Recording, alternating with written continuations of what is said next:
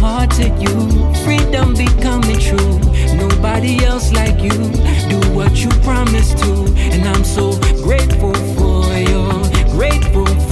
your love. And all my eyes have seen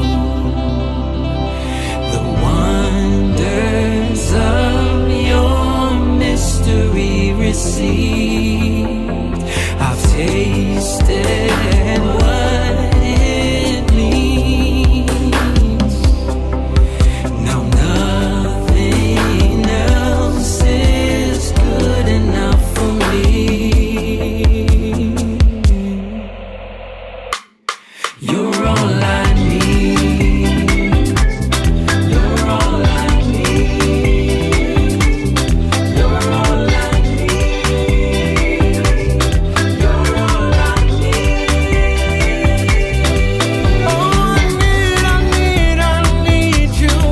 Yeah, I need you. Oh, I need you now. Now I owe it all to you, giving my heart to you. Freedom becoming true. Nobody else like you. Do what you promised to, and I'm so grateful for you. I'm so grateful for your love. I'm so grateful, grateful, grateful. I'm so grateful. I need you in my life. Grateful, grateful,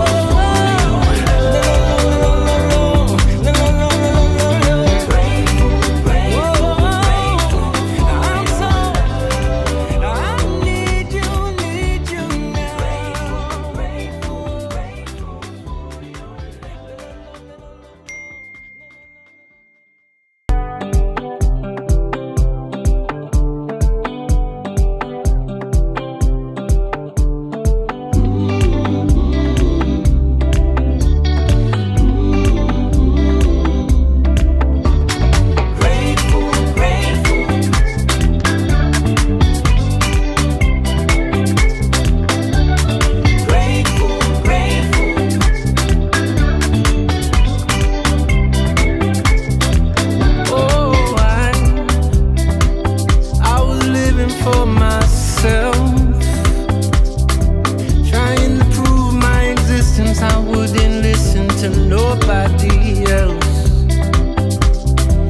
But then time caught up with my plans. And when the day broke, it exposed me for the fool that I really am. But you said, let me lead you, let me take you by the hand, yeah. So I can feed you from a good and precious land.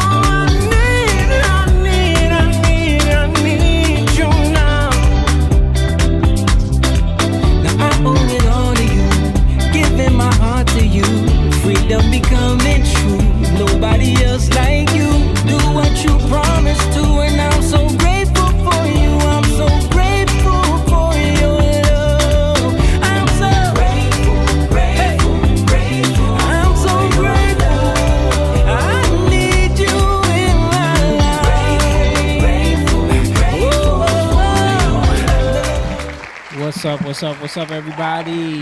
We are live, doing it again on a Monday night. We are here the day after Easter Sunday, so we are glad to be here. We hope everybody joins us and hits that like button, share the video with your friends, and come on in here. Let's have a conversation. You are watching Young Lion TV. Let's go.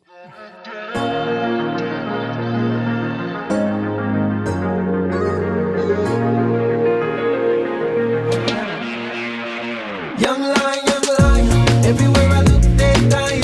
Everywhere I look, they dying. Young lion, everywhere I look, they dying. Everywhere I look, they dying. Young lion, won't you get up and start fighting? Everywhere I look, they're hiding.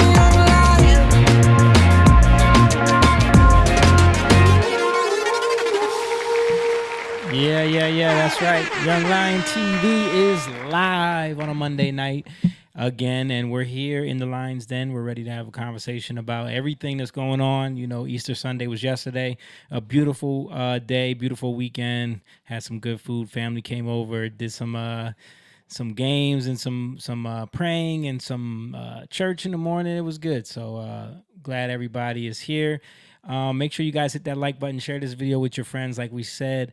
And we appreciate everybody, all of our supporters. This is the Young Lion TV podcast where we come together, me and my brother and my brother-in-law, my friends, and growing up, and we have conversations about the stuff that we think is important to us, the things that we think need to be talked about, discussed, and put out there, almost as a way to kind of just show examples of men who can discuss these things and have conversations and challenge each other at times and debate things, all that stuff. We feel like that's healthy and it's good for culture. It's good for society. It's good for us as men growing and learning and, living life and finding out things as we go and following Jesus in the path that we're on now.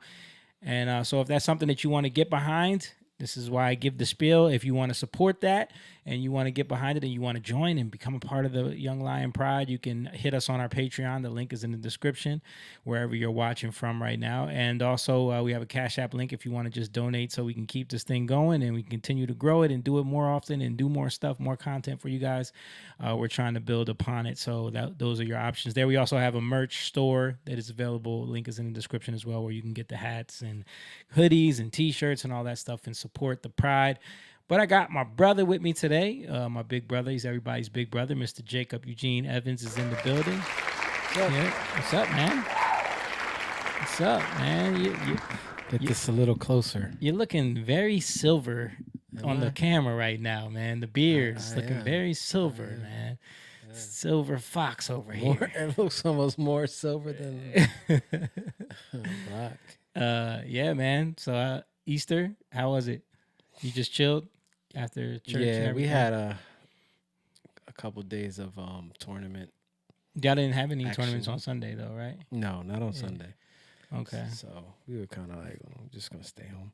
Yeah. So we did church and then we just had to go food shopping because we had no food. Yeah. So I went food shopping and then we cooked a little something. Watched season 2 of House of David. Oh, okay. Nice. With the kids, yeah. Nice.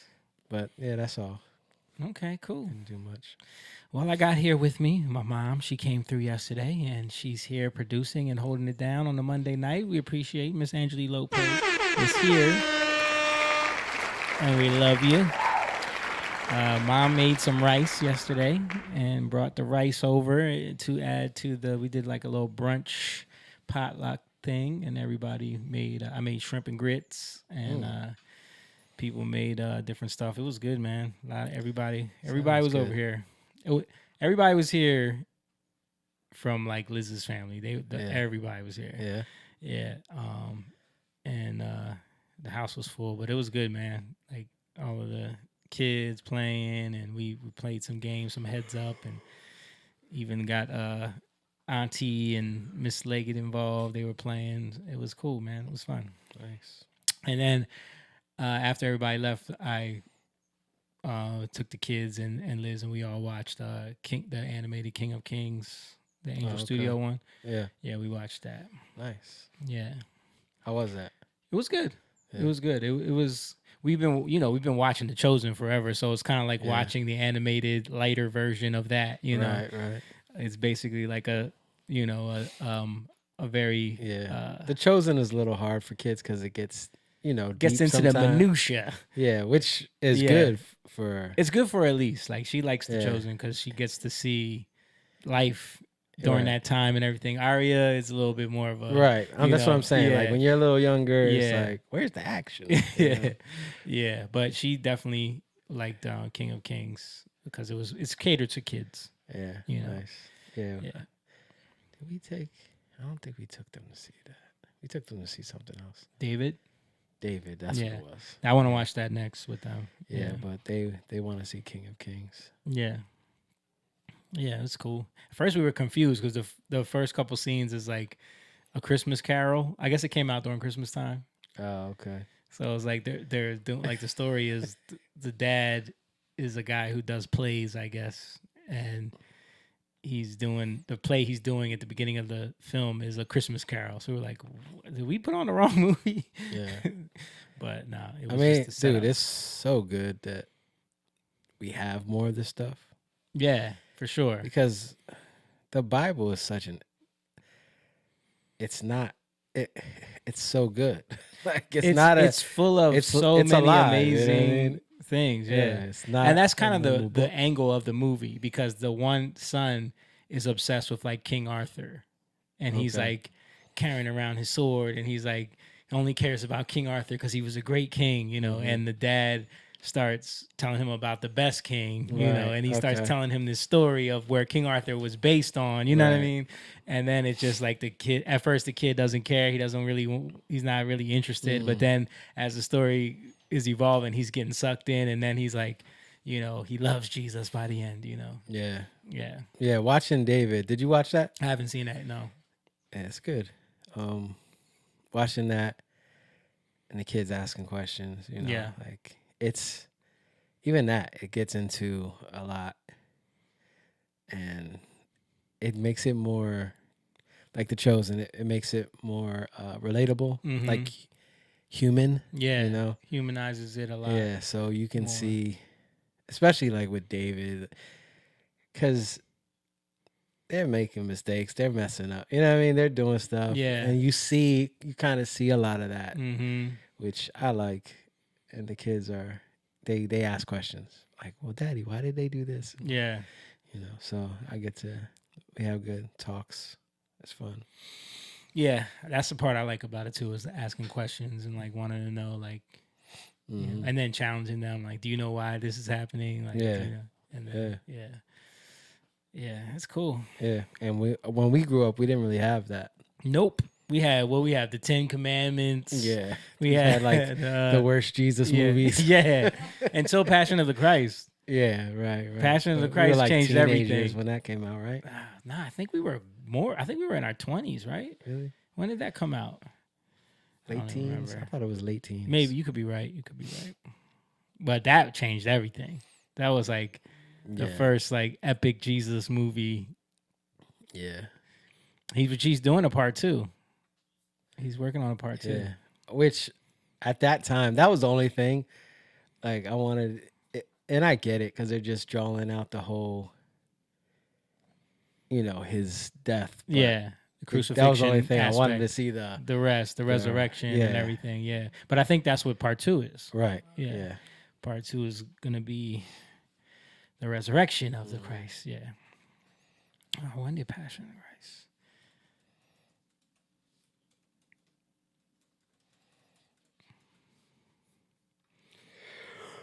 2004.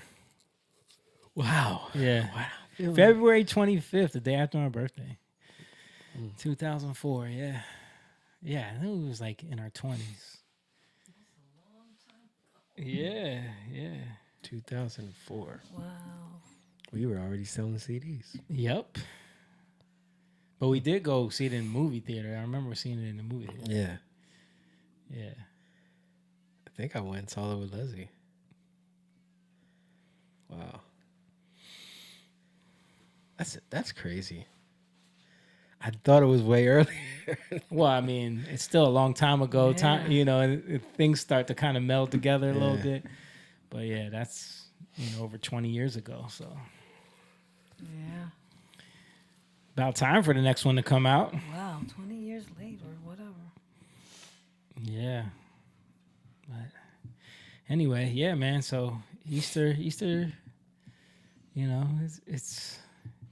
a wonderful time to celebrate. Remember the resurrection.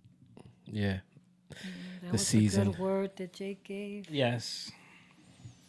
And I like the fact that you showed those videos last week, because I was able to post those clips, Oh yeah. over the weekend, and just people in the comments like, oh yeah. I don't know if you saw like, No, I didn't. you can believe whatever you want, but it's based on pagans. Yeah, when we were talking about Yeah. we know you. Listen, we just want to find the truth, and that's what we care about. Yeah. And if it's not, it's not. Like, you gotta look at history. Yeah.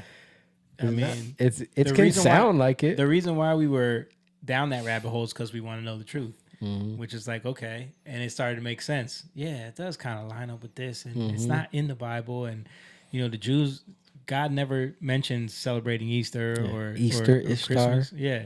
Easter, Ishtar. Yeah, sounds so pretty close. similar. The only thing God told them to do was the feasts.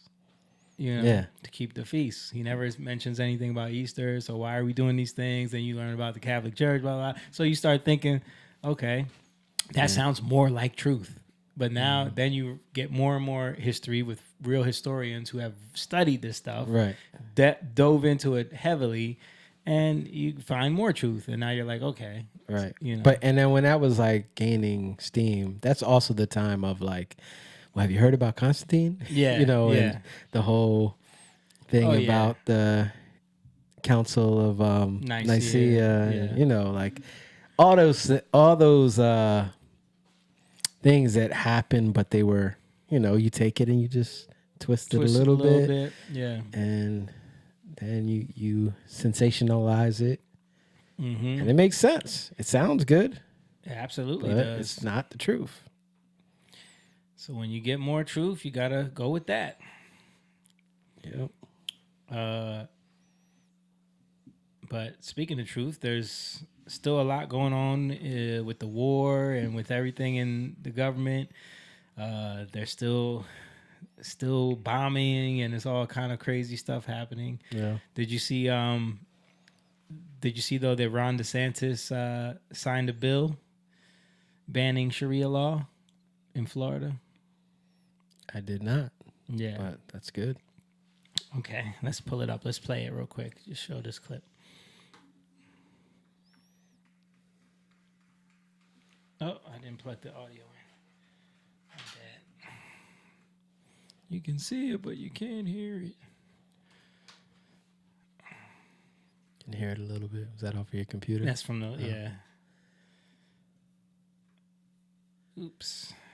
I was just telling Leslie about that. Like, we were watching a video about Sharia, because I think it was like people protesting. There was this thing. Did they pass some kind of thing in I don't know if it was London or in England, about being harder on Islamophobia? Really? Yeah.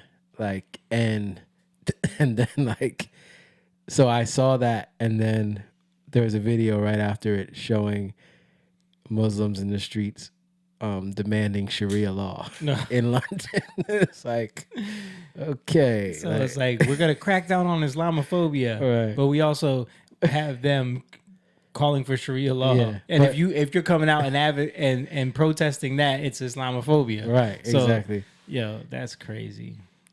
All right, this should work now. There we go.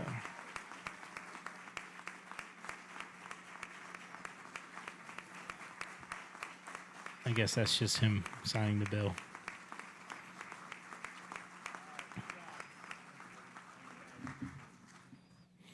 Yeah, so he signed a bill banning Sharia law. Didn't they do that in Texas? Did they? I swear they did something. I think they proposed something. I don't know if it was ever signed. Passed. Yeah, passed yet. Sharia law. The mayor of New York ain't gonna do nothing. Oh no, he's not gonna do that. The Muslims were out in the streets of New York. Yeah, saying, about being in New York and taking over. I was like, what the? I can't believe it. You talking about in Times Square? Yeah. Mm-hmm. Well, that was during their prayer thing. Yeah, but why? Yeah, during Ramadan, and then why they did a prayer, and then some people were saying, But why I don't know. Just I don't understand why the Christians are not allowed to do that, but they are. Because it's been framed, and because they're oppressed. The truth is when things are true, right? Yeah. They expose the lies. Yeah. So you gotta hide it. And what's the best way to hide all your things that you don't want to expose? You flaunt the things that you push something. So and that's going to be allowed there more than ever because the mayor. They're saying this was Easter in Times Square. Oh, come on. It's not going to be Mike Signorelli that does it, but Jesus Christ of Nazareth is going to touch your mortal body, and he's going to heal Times you Square? Yeah. There's people who want... So Christians do it too, man. Well, that's good. Yeah. Yeah, I mean, I think it's just about getting out there, and it's not, because even for Christians, if we're looking and seeing like, oh, wow, look at so many people, like, at the same time, that doesn't prove anything. Yeah. You know what I mean? Like, yeah, we want to culturally be dealing with things, but how many churches, huge churches, are covering up stuff in the church so they can look like they're doing something, so they can look like they're affecting the world. You don't want that either. No. Yeah. Also going on right now is, stuff happening in Iran right now. Trump was getting questioned outside the White House. Let's check in on some of the questioning going on right now. 45-day ceasefire, do you like that? How is it taking care of the Iranian people if you're bombing? Yeah, who you with? PBS. Well, that's Where's that music coming from? Group of lunatics that you with. That, Let me just tell you, very fair question. The Iranian people, when they don't hear... That's coming from this clip. really? There must be a band playing in the background. Yeah. The Iranian people, when they don't hear bombs go off, they're upset. They want to hear bombs because they want to be free. And the only reason they're not out protesting, you know that, is because they were informed that if they protest, like the wrestler and his friends, if they protest, they will be shot immediately. And that's an edict, that's in writing. If they protest, if they go out in the streets, they will be immediately shot. They don't have guns. We sent some guns, but the group that was supposed to give, which I said would happen to my people, I said it, I called it exactly. We sent guns, a lot of guns. They were supposed to go to the people so they could fight back against these thugs. You know what happened? The people that they sent them to kept them because they said, what a beautiful gun, I think I'll keep it. So I'm very upset with a certain group of people, and they're going to pay a big price for that. Isn't that what always happens? Yeah. You think you're gonna send weapons in to arm the people you want to arm, and it never works out that way. You can't. People are gonna do what they want to do. Meanwhile, I saw this clip on Iranian TV. Apparently, this guy is on here calling for children to surge to the power plants so that they can create human shields so they won't be bombed. فردا در اطراف نیروگاه‌های برق کشور زنجیره انسانی جوانان تشکیل می‌شود. علیرضا رحیمی دبیر شورای عالی جوانان و نوجوانان کشور در پی پیشنهاد جوانان خلاق و فعالان گروه‌های مردمی از جوانان و چهره‌های فرهنگی، هنری و ورزشی دعوت کرد برای تشکیل زنجیره انسانی در اطراف نیروگاه‌های برق کشور در ساعت 14 حضور پیدا کنند.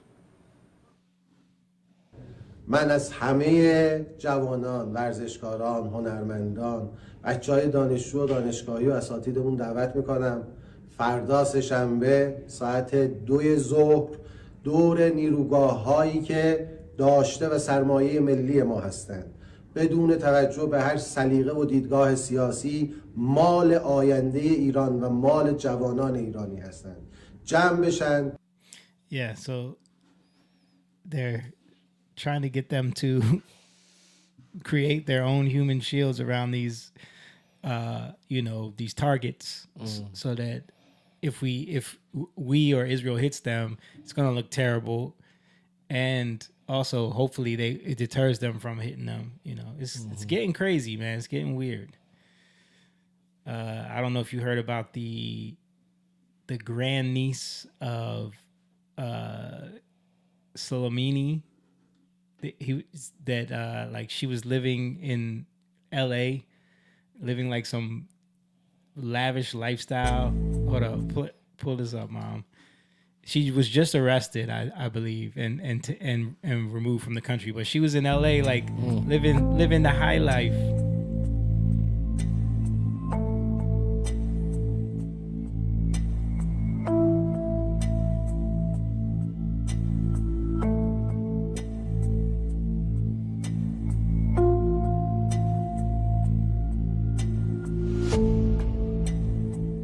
That's pretty crazy. Like in our country, living the high life. And how are we not checking? Says she entered the U.S. in 2015 on a student visa and became a green card holder.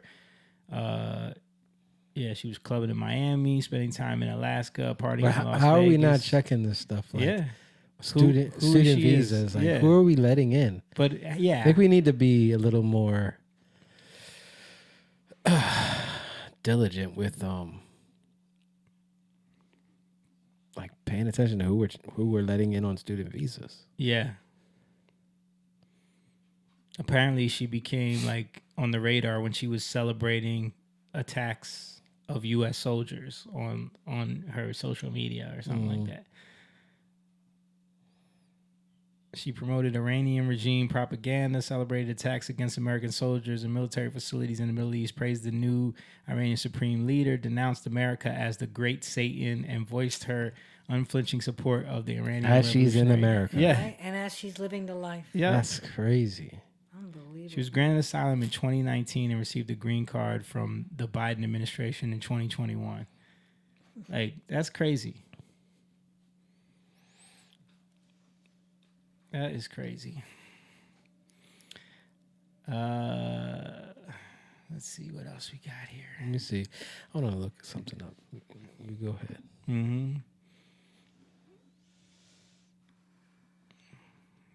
Let's see what else. Probably just gonna go to your videos. Oh, speaking of Mom Donnie, here's a video of him talking about how he's going to try to tax the wealthy people because working class people are fleeing New York in droves. So he thinks taxing the wealthy is going to stop people from leaving. The wealthy are going to leave. Exactly. Amidst being in the wealthiest city in the wealthiest country in the history of the world, we already see an exodus of working and middle-class New Yorkers. So I don't have a hesitation in asking those who make the most amount of money in the city or the most profits in the city to pay a little bit more so that everyone can actually stay in this city. It's also something not just about justice or the ability for working-class people to live here. It is also actually about ensuring that corporations can continue to attract the top talent to this city. Because in a city where childcare costs more than $20,000 a year, I've heard from corporate leaders about how difficult it is for them to attract individuals who would work at their companies but want to raise a family, because you could be making $300,000 a year and you will feel that $20,000 a year because of the fact that we have allowed for the absence of affordable childcare to become reality here in this city. It just sounds like a bunch of delusion, a bunch of delusional ideas that will not work. Like, I don't know what New York is gonna do with this guy. What were you looking up, Jake?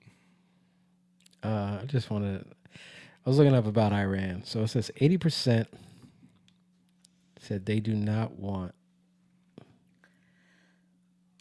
the system replaced. I'm looking up Iran, like people who.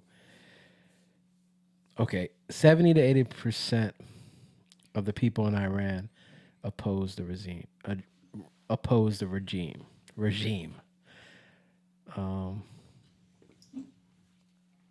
10% are hardcore loyalists. And then you have the people in between. Right. And then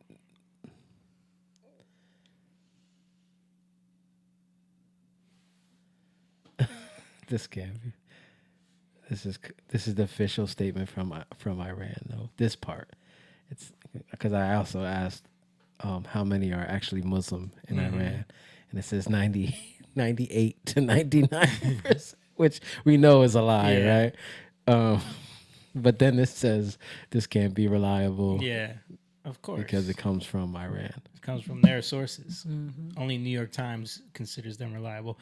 Shout out to Brendan. He said people are making big money from this war. That is a fact. Making big money. What's up, Brendan? We were just there coaching. I want to show you guys something. This was pretty crazy story.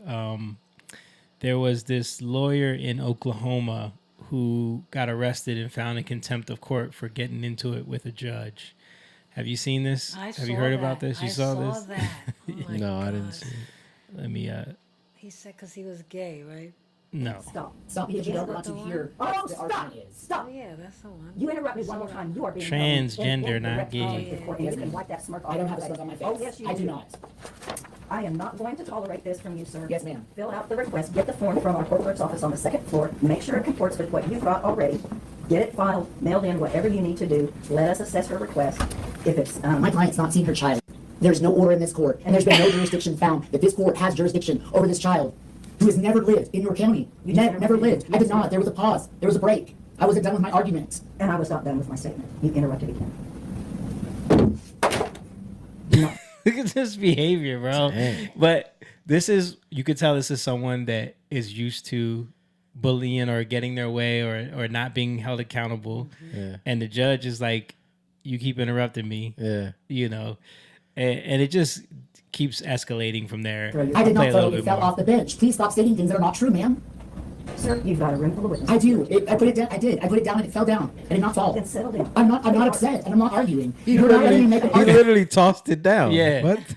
Like he just plopped it down out of frustration. I'm not red in the face, ma'am. I'm not. Stop. Our court reporter cannot get what we're both saying.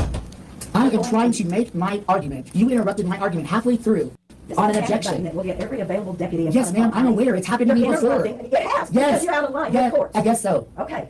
If I push that. Or maybe button- because I'm a transgender attorney practicing all over the state. I don't know There what we you're go. doing. You do. It's not. You do. Oh my gosh. There we I don't know go. what You do, you're ma'am. You do. You Other do. than you have just now No, advised ma'am, me you that do. doesn't have You anything do. to do It's with happened when we anything. talked on the phone. So they go back and forth. Eventually, it escalates. Yeah. Dang. He gets into Hey, it. sir, He get gets out held of in my contempt, and then they send the bailiffs in to remove him from the court. Him, her, whatever. Why aren't they Face. there? Get They're out of there, my but they face. have to wait for the judge to, you know. Get out of my face. But just watch Hey, out. get out of my face. Why? Because you're in direct contempt of court. He shouted at me.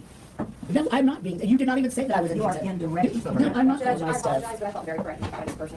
Not doing screaming and yelling in court. I've never heard that before this court. Do not hurt me. Do not hurt me. Do not. You're throwing me over this. Stop resisting. I'm not resisting. Okay, put your hand behind your back. Stop resisting. You know exactly what's Why happening. don't you walk that way sometime? I can't walk. I'm being thrown down. Just settle down, walk that way. Settle down. Do not grab me. Do not grab me. What are you doing? What are you This doing? is ridiculous. What are you doing? You're hurting me. You're hurting me. You're making a mistake me. You don't breathe. I can't breathe. I can't breathe. I can't breathe. I can't breathe. Put your hand behind I your back. cannot breathe. I don't mean to laugh, but it's so ridiculous. I can't breathe. I can't breathe.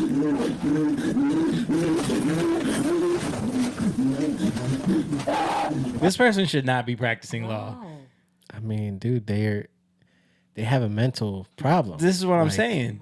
Well, obviously, yeah. I mean, they have, but that's why, like, they should not be allowed to practice law. Like, you have a mental disorder. Yeah, you can't. And any challenge you get, you're seeing through that lens of exactly. You're seeing. You can't see the world in the reality that it is. Mm-hmm. You're not going to be able to see it. So how can you function in court of law where you literally have to parse out reality? Yeah. Like, that doesn't make sense. You have to stand on foundational principles and words and laws and regulations. So it just continues, but I want to show that someone got another angle where there was something crazy, hilarious about it. Well, it was very hilarious what happened. That's the person? Yeah. That's their video after the fact talking about, being a victim or whatever. But this angle right here. All right, we're going to pick you up. We're on your side. No, I don't. Get a female officer now. Get a female officer now. Get a female officer now. So now you're a female. Now all of a sudden you want a female officer. Oh, that's what he said. I thought. Now all of a sudden she said that. I you don't want know a what female. she was saying. It's like you want to pick and choose. Yeah. Right. When your gender comes into play, because I'm pretty sure if anyone was walking around calling him or her ma'am, ma'am, and calling them a girl, would have been like, you're misgendering me. Yeah. But then all of a sudden you want a female officer, but I thought you were a man. See, that's so sad. This stuff is confusing, right? It's confusing, and it always just shifts when you want it to. When you want it to. The reality can be fluid. Shifts. Whatever fits, whatever So now, allows you to. So now you're a woman. Right. Now you recognize that you're a woman still. Yes. Right now, all of a sudden, when it's convenient, and I bet you when she goes to prison, she's gonna want to go to a female prison. Yeah. She ain't gonna want to go to a male jail. Right. Wow, that's true. Yeah. Yeah. That's when all of a sudden the gender becomes clear. Yeah. But that's sad, man. For her, her it's sad. Yeah, she's a confused person. My glasses. I can't see. Give me my glasses. It's everything. It's Put just them on my face. This is like a I can't child see. when they're trying to find any way to victimize themselves in a moment of being held accountable. You know how when children will find anything like to grasp onto as like, I need my glasses. You're hurting me. It's like whatever you can find to not face the accountability. Yeah. My kids are so funny. Like, I'll tell them early in the day. Like today I was like, all right, guys, you're going to have to do some training, like soccer training. Like, basically like footwork stuff, right? Yeah. So I tell them, no, all right, we'll do it later. So then when I tell them, all right, guys, you're going to do it now. And then they're like, okay, I'm hungry though. Yeah. All right, well, you can be hungry and do it. Yeah. But I'm hungry, Daddy. Like, especially Lucas. I'm hungry though. Eh? Like, dude, you should have ate. You should have ate. You now had all you're that hungry. time. Now Right. when I tell you to do it, Right. you like it's like you can make something up in your head to justify it, and you think I'm just gonna push it. Right. Okay. But what I'm saying is that if I'm that type of parent, then they think they can go in the world and do the same thing. Yeah. Right. And this is what happens with these kids. Like they're given, oh, you're that. Oh, okay. Let me do this for you. Oh, yeah, I can understand that. Let me do this for you. And then they have that same behavior in the world. And then They're grown person 30 years later, and they're still doing it and have the same mentality because they know how to manipulate people. Yeah. All right, let's get into some of these videos you sent me. So explain what we're watching here. I think this guy's name is Jason Sorber. He's a rabbi, he's Jewish, but he's a believer. He's a Christian, and he's the spiritual consultant or advisor for The Chosen. And like he's really good. He's written a bunch of books. I've heard his stuff before, but he just goes into a lot of the I guess stuff around the resurrection. Okay. Passover / resurrection. And a lot of it people might not have heard before. Okay.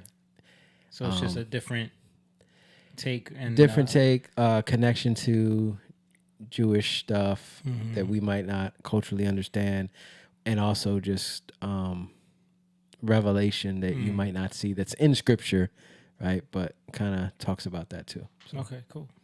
A lot of times Christians don't even ask the question, right? The symbol of Christianity is the what? Cross. But why did Jesus have to die on a cross? Like, what's the deeper significance of that? Well, think about it for a moment. How did sin enter the world? The first man and woman took from the tree. So God put back on the tree for you and me, Jesus, to undo what the first man and woman did and couldn't redeem or fix. Why are his hands pierced? Because our hands took from the tree. So his hands were pierced. Why is his side pierced? Because who was it that led Adam into temptation? It was Eve, and she was taken from the what? Side. So he's not only making atonement for Adam, Paul calls him the last Adam, but he's making atonement for Eve, the one taken from the side. And on a deeper level, he's birthing the new bride, the church. Just like Eve is taken from the side, the church is going to be taken, birthed from his side that is pierced with the spear. Why does he have his feet nailed to a cross? Because what's the first messianic prophecy in the Bible? Genesis 3:15. What does it say? So the crush of the serpent would strike the heel. Yeah, the seed of the woman would crush the head of the serpent, and the godly seed would, and Satan would bruise the head of the seed of the woman, right? So Satan's like, you think you're gonna crush my head? He's the original gangster. He's the OG. Yeah. He's like, I'm gonna nail your feet to the tree, and let's see how you're gonna defeat me. He's mocking the plan and the promises of God. He thinks he's foiling it. He doesn't realize he's actually fulfilling it by nailing Jesus' feet to the tree, the beginning of the fulfillment of Genesis 3:15. Then he has a crown of thorns on his head. Why a crown of thorns? Well, what's the physical sign of the curse of creation? The ground would produce what? Thorns and thistles. Yeah. Yeah. He's literally taking the curse of creation on his head to break the curse and to restore God's blessing for us. Wow. It's like Revelation keeps revealing. Let's start at the start. Yeah. So the very first word of the Bible in Hebrew, Bereshit, we read it in English, we translate it in English as the beginning. In the beginning, God created the heavens and the earth. But there's another way to read it.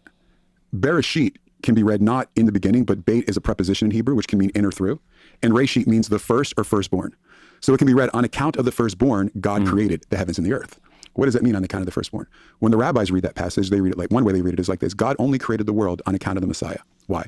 Because before the sickness ever came into the world, God had to make sure there was a cure. He wouldn't have created unless there was a cure for the death and destruction. So there's a Jewish tradition that God comes to the Messiah and he says, I'm only going to create the world if you're willing to suffer and die to redeem it. And Messiah agrees to it. And therefore God creates the world. And this is the idea behind what John says in the book of Revelation. He's the lamb slain before the foundation of the world. Before the world was created, the Messiah agreed, Jesus agreed to die for the world before it was ever created. It's in the very first word of Genesis chapter 1, verse 1. Or on account of, or can be read in agency through the firstborn. God created that. And this is John 1. All things were made through him. Everything that has been made has been made by him. John is reading it like a rabbi. Another way it can be read in Hebrew. Take it even more granular. The first letter of Genesis in Hebrew is the letter beit, the ba, a beginning. The last letter of the book of Revelation, the last word is the word amen in the book of Revelation, right? The last letter is the letter N. The first letter is B, beit. The last letter is N, it's nun. The first and last letter of the Bible is spelled Ben, son. From the first letter to the last letter, it all points to the Son, from the beginning to the end. The question that you're asking is a great question. Why don't Jewish people, why can't they see that he is the Messiah? And I think there's three overarching principles that we need to understand. Number one is, unfortunately, Jewish people have been persecuted in the name of Jesus from early church times to the present in some form or fashion. And during the Holocaust, as my family was being deported to the concentration camps, oftentimes the church on Sunday morning would sing louder to drown out the tears of the people, right? So yes, there were believers like Bonhoeffer and Niemöller and Corrie ten Boom, but the church was infiltrated, and things that Martin Luther had said about the Jews were used against the Jews, but it goes back even earlier than that. So Jews are like, how can we believe in a Messiah in whose name we're persecuted? If he claims to be the king of the Jews, and if Christians hate Jews, are antagonistic towards Jews, how can he be a fulfillment of the promises that were originally made to us, right? So that's one issue. I didn't think about that. Right? Another issue with that is the fact that historically when Jews believed in Jesus, they were told you could no longer be Jewish. So it was, if you wanted to believe in Jesus and be Jewish and you wanted to keep the Passover or do anything that was cultural or, from Jewish life, you were called a Judaizer and you were excommunicated from the church.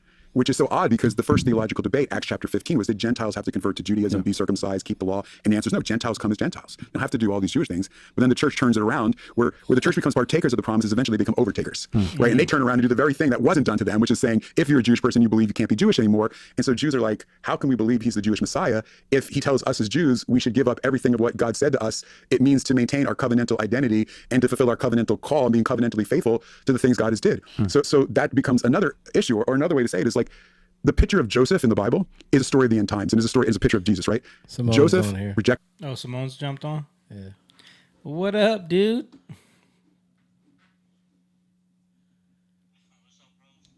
Hey, what's up? What's going on, man? How's life over there in Tejas?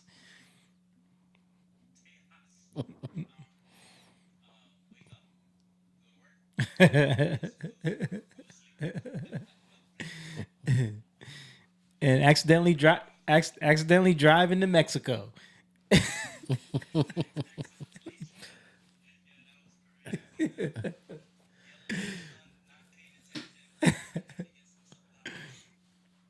Yeah. What? At least you still legally crossed the border, right? Almost illegally because you didn't have your passport.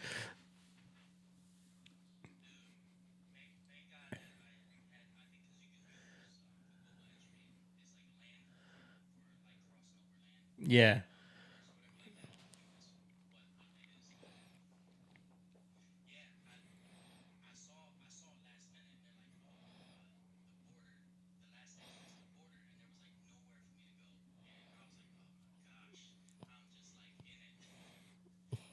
So let me get this straight.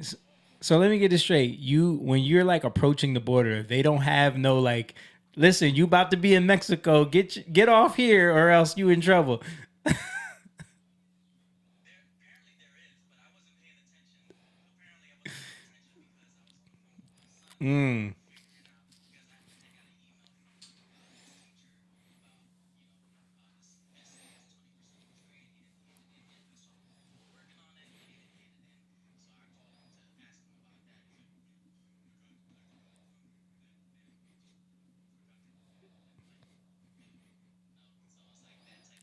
Yeah. Yeah.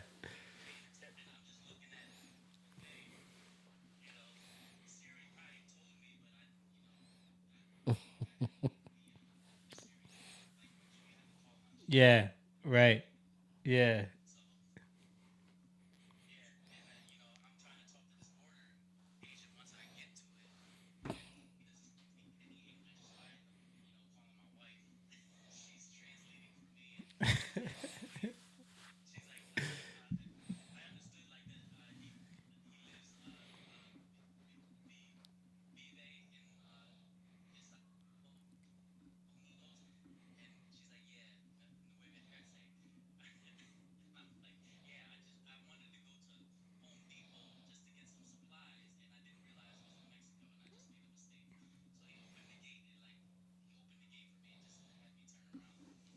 He was probably like, "Oh, Home Depot. You know how many times I've heard that story, buddy?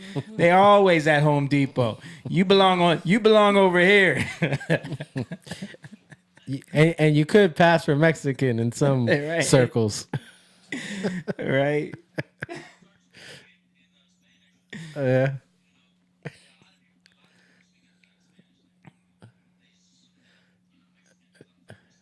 Yeah. Yeah. Yeah, that's funny, man. That's crazy. I was telling Liz that story, and she was like, "Okay, I'm never going to El Paso. I don't want to be that close to the border." That's crazy.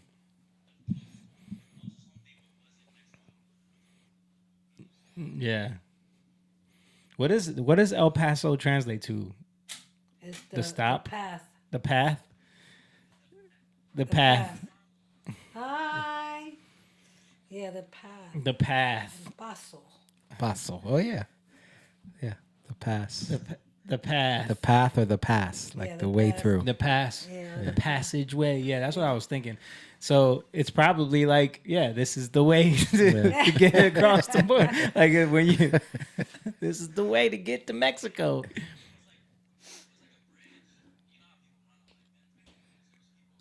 Exercising. They go over, and then this girl was jogging, this dude was riding the bike, and he just went right back around. So it's like that type of vibe So if out you're not there. in a car, you can just go across. Right. There is a building that you can kind of go into, which is like a border patrol, and you can just walk across And are they checking people there? legally. Yeah. Yeah, definitely. Okay. And it's also you're right near New Mexico. Yeah. Too. So Like 15 minutes from New Mexico. Yeah. So maybe that's why it's called El Paso, because it's like it kind of borders of, I think, a couple different states and Mexico, right? Isn't it near another state too? I'm not exactly sure. How come they're saying they can't hear him? You can't hear I someone? thought it, Yeah. A Denver said he can't hear him. Oh, snap. For real? Yeah. Let me check. Well, let us know if you can hear him now, or if you can't. check 1 2. Didn't this happen to us before? It did.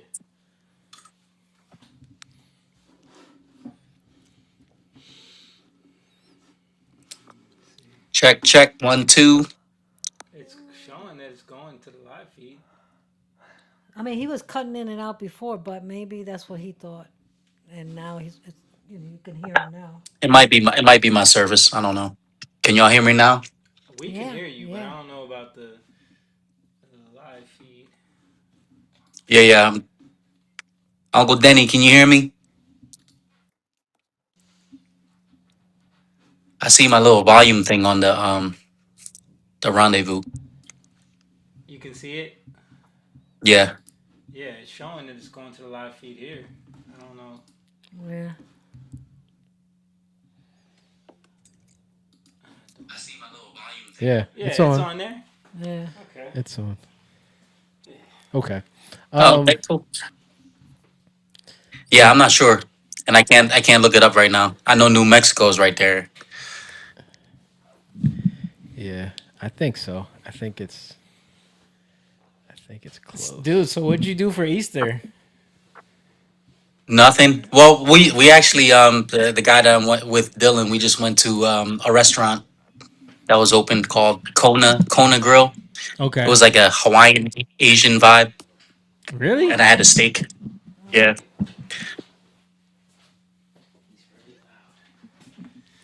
The only thing that was open was Asian style restaurants. Yeah, it's literally on the border, like right on the border of Mexico.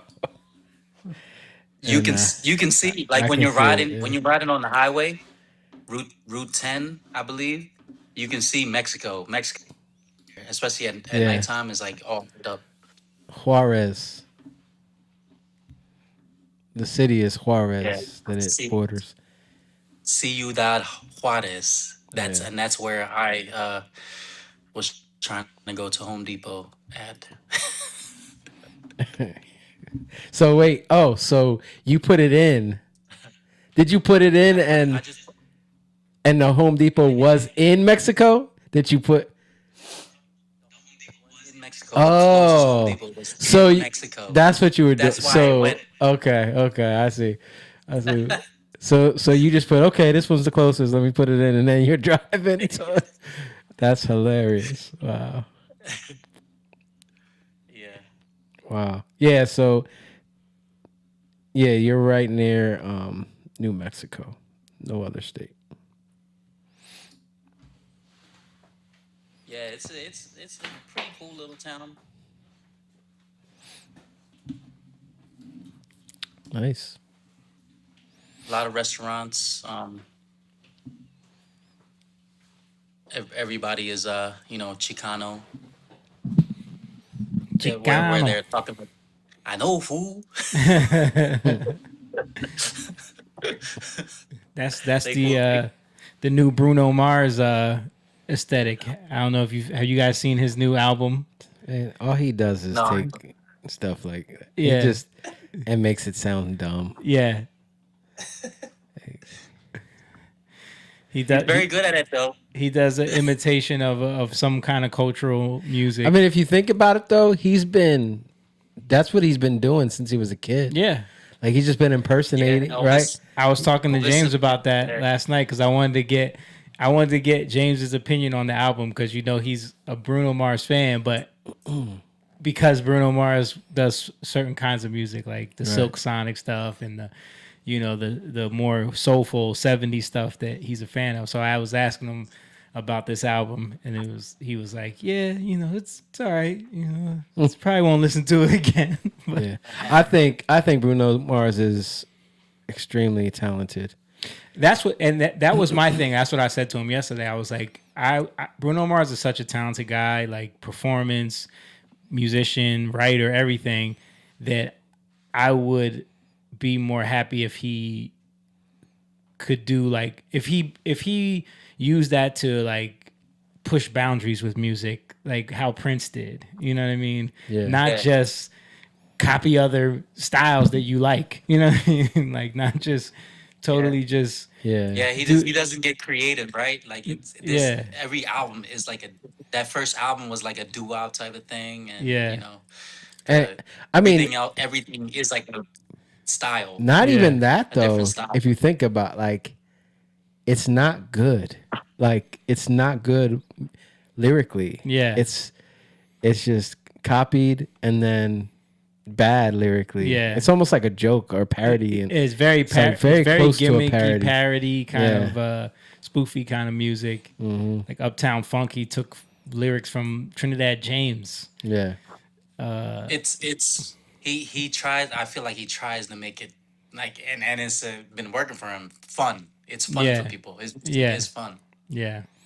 But it doesn't. You're right though. It doesn't push any type of boundaries. He's not getting creative. Yeah. He's not. Again, like fun is subjective, right?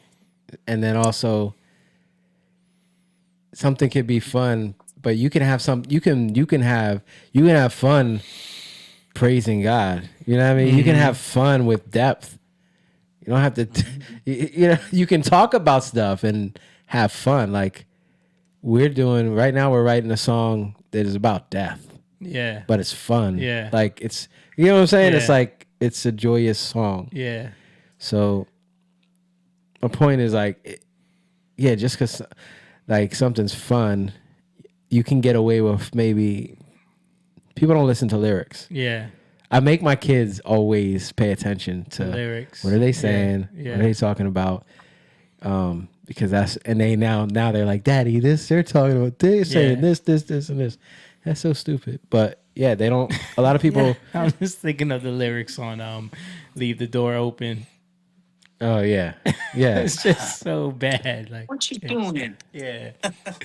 Yeah, it's if not. You're hungry. I got fillets. Yeah, and that's what I'm saying. It's like almost a parody, right? Yeah. It's like, if you did it could be in a skit. Yeah, yeah. It could literally be in a skit. But it's very well done musically. Like the melodies are good. Right. The singing is really good. Everything is good. It's just the lyrical content is always very, yeah, very, very, very cheesy and like parody kind of esque. Yeah. All right. Well, we kind of got thrown off from what we were talking about. Yeah, all right. Did you? My bad. Y'all was talking. Y'all had some video playing. Yeah. Did you? Were you hearing any of that, or you just jumped on? I just jumped on. I saw. So we're watching this rabbinical Christian. He's a rabbi, and he's breaking down right now like why Jews why they have a hard time accepting Jesus as the Messiah. So he was going into the fact that like, Christianity has kind of turned the idea of Jews still having their traditions and like observing the feasts and Passover and all these things. The early Christians were kind of telling them that what was the word that they had for it? He said that it was called something. He said it was called something. Oh, Judaizers? Yeah, Judaizers. Yeah. I never heard of that. Yeah. That was something that was being said. Like, so you were like, it was like frowned upon for you. Like, if you were a Jew and you wanted to become a Christian, you had to pretty much denounce everything Jewish and convert to Christianity. Yeah. That was a lot of the Catholic Church. Mm. Yeah. This happened a lot in Spain. Because there was a lot of Jews in Spain. Especially when it was like they were taking control back from Islam. Because, Islam kind of... When the Moors came through? Yeah, Islam was in control for a while. Yeah. I think like 700 years. Yeah. So that's what when people always point to the Crusades and the... not the Crusades. What's the other thing that people always point to when they say Christianity was responsible for killing everybody? Spanish Inquisition? Is that what you're talking about? Was it the Inquisition? Spanish Inquisition was when Spain started. Like, the Catholic Church in Spain was going hard on Jews and people who weren't Catholic. But it was in response to the Muslims already going through and wreaking havoc through there. Well, yeah. So this is the, I'll say, carnal response that happens. Like they were. So you're warring against Muslims. You're kicking the Muslims out, right? So now you're gonna go hard the other way, right? Everything, and it's people who are like Catholics that are doing it. So now you go really hard, and you want anything that looks like Islam or close to Islam or anything that's not Catholic. Anything that's not Catholic, you're against. So because they would kill anything was heresy if it wasn't deemed okay by the Catholic Church, right? Yeah. So that was the whole like Spanish Inquisition thing, and Jews at that time, which were mostly like Sephardic Jews, they had to become Jews, but they couldn't do anything culturally Jewish. They had to give up their culture. Yeah. So that's a hard sell for them. Like when in the Torah it tells them that they have to do these things. Yeah. Right. And he was going into like when the Jews began to spread the gospel, right, through Paul and Barnabas, and then they're saying like they don't have to take on all of our customs. They have to only keep yourself from idols. Yeah. Like, because wasn't Peter trying to tell Gentiles that they had to get circumcised in order to become Christians? No, not Peter. There were Jews that were doing that.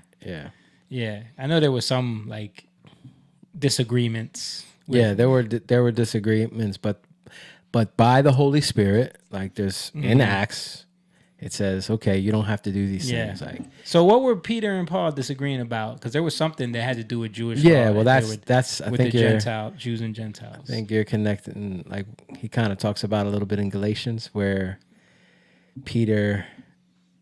Paul is bringing up how when Peter is in the presence of certain Jews, he would kind of like not eat with the Gentiles. Like he would act a little different, you know? And Paul was calling him out you're acting one way. Right. So that was a little thing that was going on with them. But like anything, like culturally, you look down upon people who are not like you. The others, the outside. And that was happening with some Jews, and Jews would be like, there would be Jews that would come in and say, like in Galatians, like, no, you gotta get circumcised. You need to do this, you need to do that. Or else you're not really a believer. Like so you're twisting things but then on the other side you have Christians later on, now Catholicism has power now. And even the whole like Easter thing, and how it got disconnected from Passover. Yeah. Even that was a power move. Yeah. So, and you see like the more you disconnect from the Bible and where it came from, like you can't, it's like if you go to a different country. Your family comes from a different country, right? Mm-hmm. And you totally like disrespect everything your parents came from, Mm-hmm. or your grandkids do. You're cut off from that. So if your grandkids, they don't even know where they came from, right? And then they find out, oh, we're from here, and then they start getting into it again, like, oh, but not to say that they're like obsessed with it, but they're getting into like, oh, we're from here. Yeah. It's like you find it again, oh, and it becomes interesting. And he kind of like, as a Jew, he's making the connection to these things that culturally they would do, like the Passover stuff. And how do you? We've seen a bunch of this stuff, like as we're learning stuff and learning the different festivals, and then actually participating in the festivals. You start to see things like, oh wow, this is crazy. We do this. Yeah. You do. You know, you don't have to do it, but it shows you aspects of Jesus. Jesus is in all of this. And that's what he's talking about here. Yeah. He's talking about how like everything points to Jesus, even the first words of the Bible, blah, blah, blah. Right. And that's why like there should be a respect of culture. Like no matter where you're from, you should respect it enough to like, some things might not be good for you. Like if people are sacrificing animals to other gods, right? That's not necessarily some blood, yeah. Yeah, that's not necessarily. But you Drinking blood. But to respect it is to say, okay, there's a power here. Yeah. And why do you do it? You should know. You know what I mean? Yeah.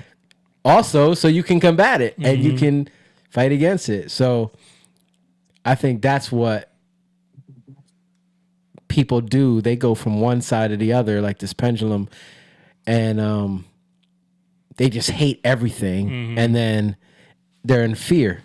So anything that looks like something that's not like them, you know, they want to cut it off, and that's because of fear, and that's where you get racism from, bigotry, real racism, real bigotry from. Because it's literally where race comes from genetics, right? It's not about black or white. It's really races are the different nations, right? So it's really just about the nations and what separates us. And what separates us is language and culture. So the more we just have a disrespect towards anybody that's this thing or that thing, you're never going to know how they got there. You're never going to understand them, right? And you're just going to say, no, they're this, and then you're going to hate it, you know? All right, let's keep watching this. By his brothers, sold for silver, sold by Judah. Yeah. In the New Testament, it's Judas, which is a Greek version of Judah. Yeah. So both sold by Judah, stripped of his tunic, thrown into a pit, falsely accused, gets elevated to the right hand of the father of Egypt, the Pharaoh, seated at the right hand of the Pharaoh. The brothers don't recognize him the first time they come down to Egypt. They only recognize. So he's talking about how Joseph is a parallel for Jesus. Let's go back a little bit. The brothers don't recognize him the first time they come down to Egypt. They only recognize him the second time they come down to Egypt. And they don't recognize him the first time. Why?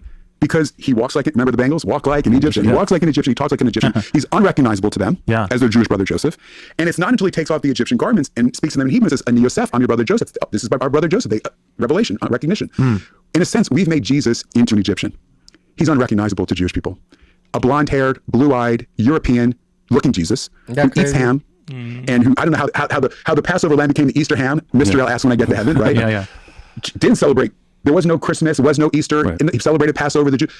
So it's not that any of those things are wrong or bad. It's great. It's fine. But it's not historically what he did or the disciples did. So we've made Jesus, in a sense, we put all this cultural, westernized veneer over him to the point that Jewish people look at it as another religion and something completely foreign, as opposed to the fulfillment of the promises that are made. Do you feel like the prodigal son could be a little bit of a version of that? The older brother, sure, is like has a little more familiarity with the story in the house, and there's some. Well, yeah, I think that's why he tells the story. So I think in the parable of the prodigal son, first of all, it's a bad name. It's a terrible name for the parable, because really it should be called either the merciful father, because really one focuses on the father, but the end of the story is not on the prodigal son. Because the prodigal son represents the Gentiles. It represents the one who's with the pigs in the foreign land that comes home and is accepted. The older brother represents the Jewish people, the one that should have known him, the one that was close to the father all along, and yet doesn't get him. It's a religious person in general, and in that context, it's the Jewish people in the context of him telling the parable. So yeah, and it connects to the book of Jonah, because Jonah is left unresolved. Jonah is the prophet that brings a Gentile revival and is mad at God that God saved the Gentiles, because he should have been judged. They should have judged the Gentiles, and he's mad at God because he says, God, that's why I didn't want to go, because I knew you're gracious and passionate, slow to anger, abounding in kindness, and I knew you were going to do this. And he didn't want to go because he knew the Assyrians would one day hurt the Jewish people and take them in exile, because prophetically he saw it. He didn't want to go because he knew what they were going to do to the 10 tribes where he was from. Yeah. And so, but we don't know if Jonah ever gets the message. It's left unresolved. We don't know if Jonah gets it, and we don't know if the older brother ever gets it either. So Palm Sunday, Jesus comes riding into Jerusalem with great fanfare. The reason why he comes riding on that Sunday, first of all, because that's the day in Egypt the Passover lambs were set aside at the first Exodus. Were brought into the home and inspected before they were offered on the day of Passover. That exact day, the 10th of Nisan, was the day Jesus rides into Jerusalem, because he's the Passover lamb. And when the Pharisees and religious leaders are questioning, we were just talking about, I remember I asked you last week, like, what's the significance of the palms? So I'm glad he broke this down. It's like the Passover lamb that was brought in the house. They're going to make a decision whether he's fit to be offered as a lamb or not fit to be offered. And ultimately, we know that they decide that he's unfit. They actually fulfill prophecies in deciding that. But it's that's what's going on. But then he comes riding on a donkey. Yeah, what does a donkey mean? So the Hebrew word for donkey is chamor. You got to get there's a lot of in the Hebrew. This is interesting. And so every Hebrew word is built on a 3-letter root. And so the same root for donkey is from the root that means the material world. It's for matter. Homer in Hebrew. So everything is like made up of Homer, matter, and the donkey is the ultimate biblical manifestation of the material world. That's why it's called a beast of burden in the Old Testament, right? It represents physicality. And so Jesus riding, so the donkey represents physicality, Jesus represents heaven. God creates heaven and earth. So the donkey represents earth, the physical world, and matter in the Hebrew word itself, and Jesus represents heaven. Jesus riding the donkey is harnessing everything in the material world, in the physical world, for the sake of heaven. To advance God's plans and purposes. This is the verse in Zechariah. In that day, even the pots and the pans will be holy to the Lord. Everything will be used in the service of God. So Jesus is riding the donkey. He's taking control of the physical world, taking back the physical reality that was hijacked by the serpent in the beginning. That's why Satan offers Jesus all the kingdoms of this world. Jesus taking it all back, taking the physical world back, material world back by riding the donkey. And so when we fell, we came out of alignment with the priorities of God, and we made the physical more important than the spiritual. Jesus riding the donkey is reordering and showing us the right priority. So it's kind of like in heaven, the streets are paved with what? Gold. Is that because it's like MTV Cribs? Like God's just blinging out heaven? I got it like that. Lifestyles of the rich and famous, right? God's just showing off, frosting out heaven. No, because gold biblically represents wealth. In fact, Solomon got the measurement of 666 talents of gold every year. It's a whole other story. But it represents the wealth of this world. So the streets of heaven are paved with gold. Why? Because it's a reversal of the values of this world. What people will give their life for here is only pavement in heaven. What is it if a man gains the whole world but loses his soul? It's seek first the kingdom of God, and all these things will be added unto you. And so Jesus riding the donkey is basically making a statement and asking us a question is, are you riding the donkey, or is the donkey riding you? Interesting. And if your focus is on, if your identity, if your drive is primarily to acquire material things, you're the ass and you're being taken for the ride. Yeah. And then it does tie back to Balaam, because think about it, everything in the old points to new. Yeah. All throughout the Old Testament, the donkey is connected to the story of redemption. Where's the first place we read about the donkey? Genesis 22. We talk about it in the book. God tells Abraham, he takes the donkey and take Isaac and do what? Go up the hill. And offer his only begotten son in the mountain. Doesn't he carry wood up the hill? So they're going up to the hill. They're offering a sacrifice. They have the donkey with them. So the donkey is right there with Abraham at the beginning. Abraham, the father, offering his only son on the same mountain that Jesus is offered on.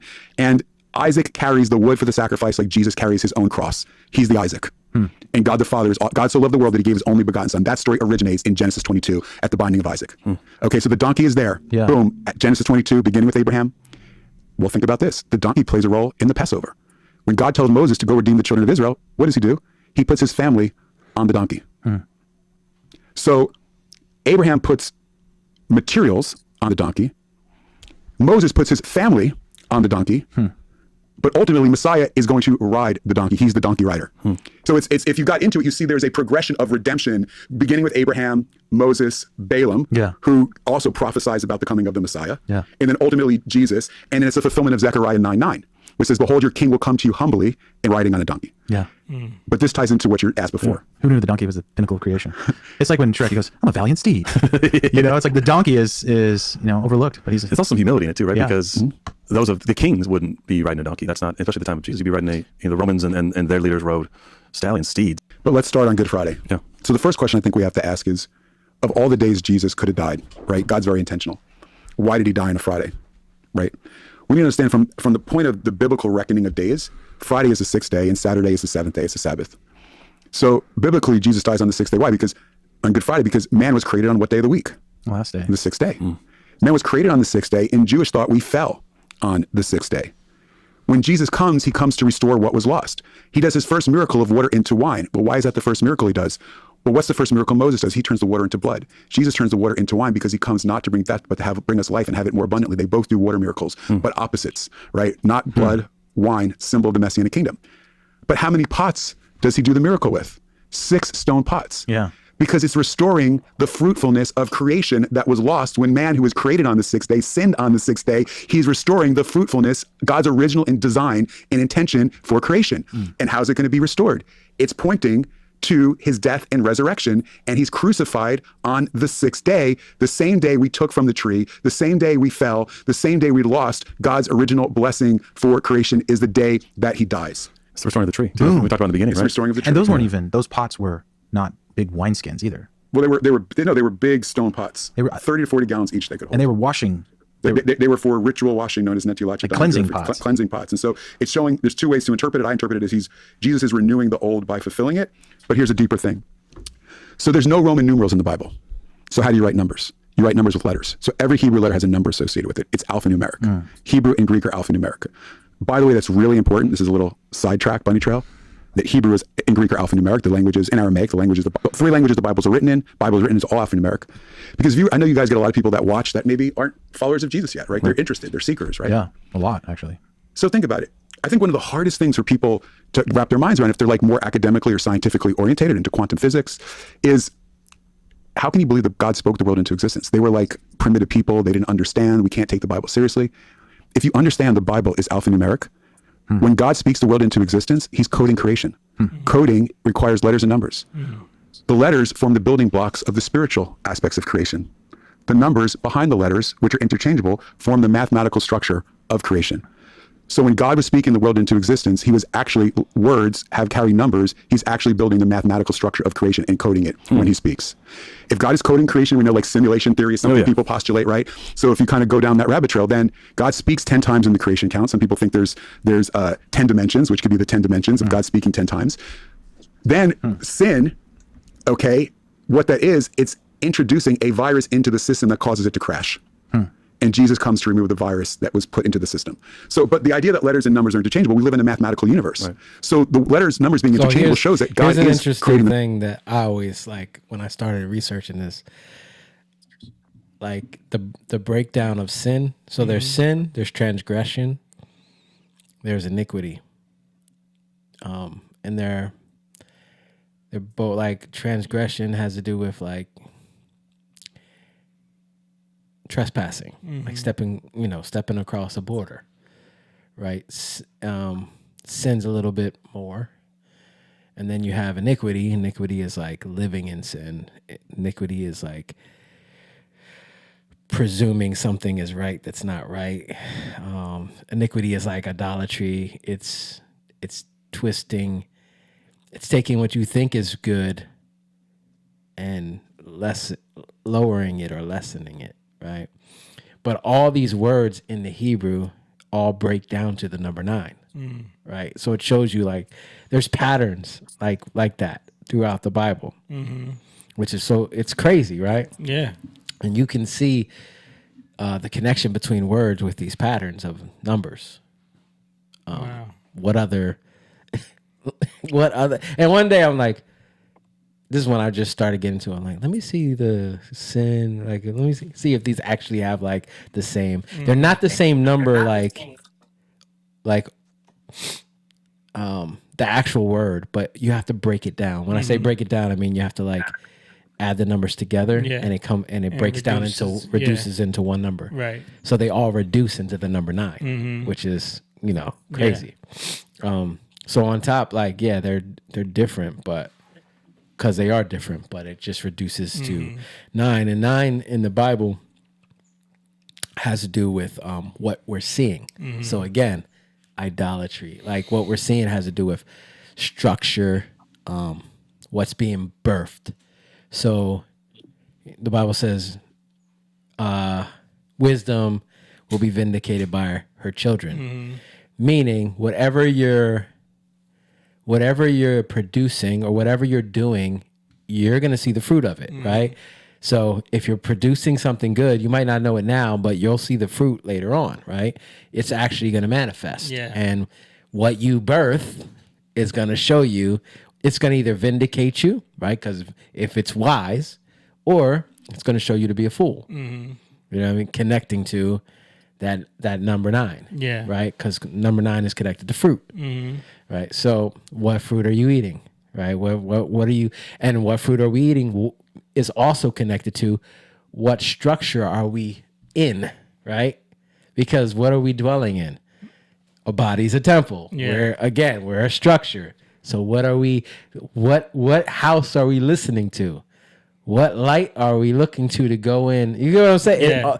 See how there's so many layers you can go into this? And this is kind of what he talks about. Like it's infinite in how you can just see things and see things and see things and go deeper and deeper with God. So that's why also you have to let him lead you. Yeah. You know, but it's just, dude, what other book is like the Bible? Nothing. It's crazy. Yeah. I saw something, I don't know if I shared it with you guys, but I think I shared it with Jess. It was like this dude, he was on like a stage. He showed how the Bible is like that, but the way, I got to share it to y'all. I can't even really explain it or do it justice, but all the books in the Bible create this light that connects to each other, and it looked so beautiful the way that he broke it down like mathematically. Yeah, you sent that to us. I think he's... Did I? Yeah. I remember seeing that. I think that's actually a connection to what Jordan Peterson shared. I think it did come from Jordan Peterson initially, Yeah. Because... It just looked amazing. Yeah. Like, the way... Yeah. It's I think it's based off of like all the ways the Bible connects. Yeah. Yeah.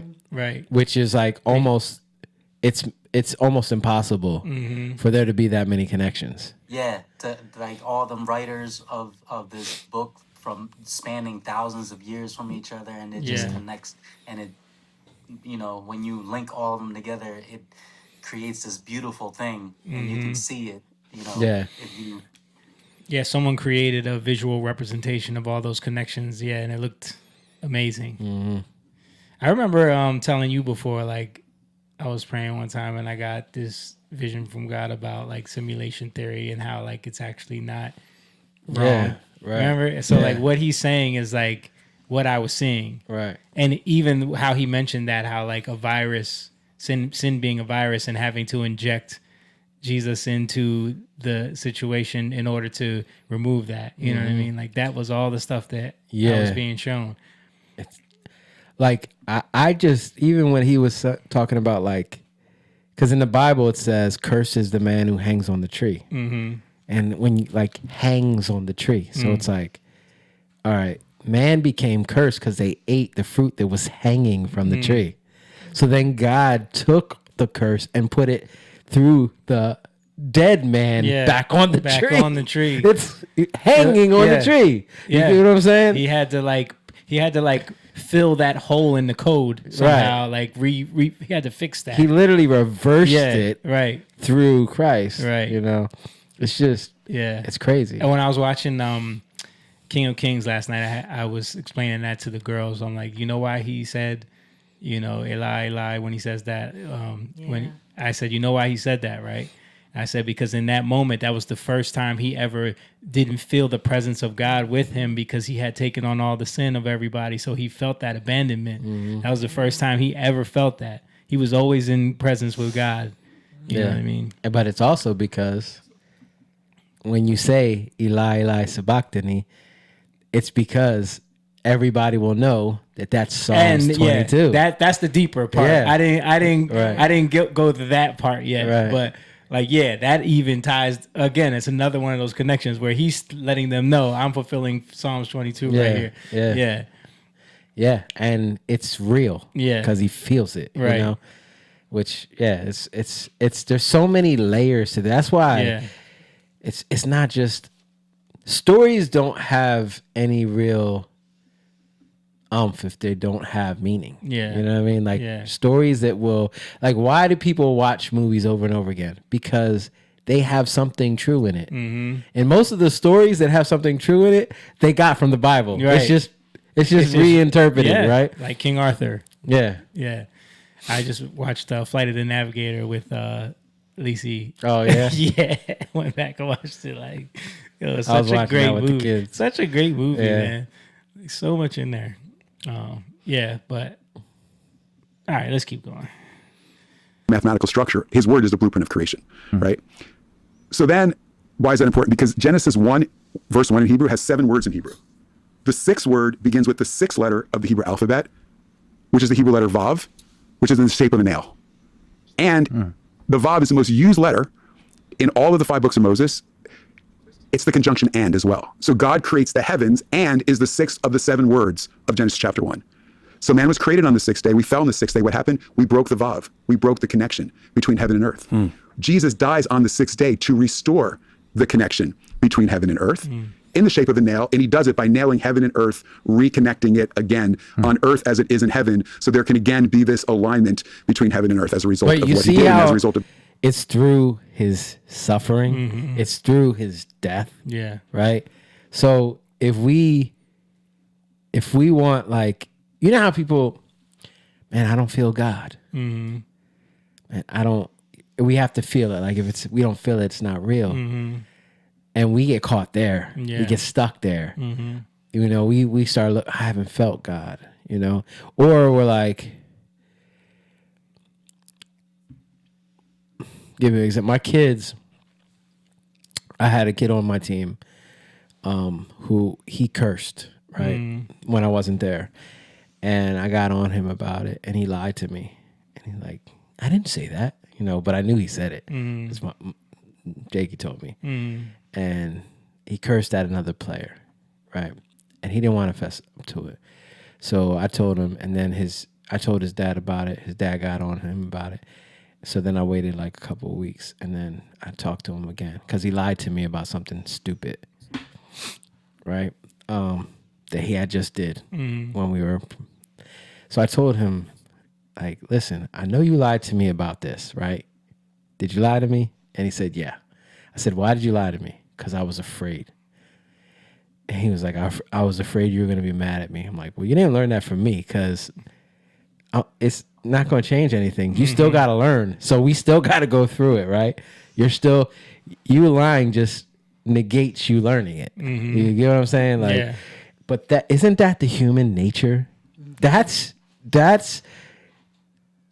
Genesis 3. That's Adam eating the fruit and feels the presence of God and goes and hides, right? Because he feels, he hears it, right? He feels it. He doesn't want to. Yeah. He wants to be distant.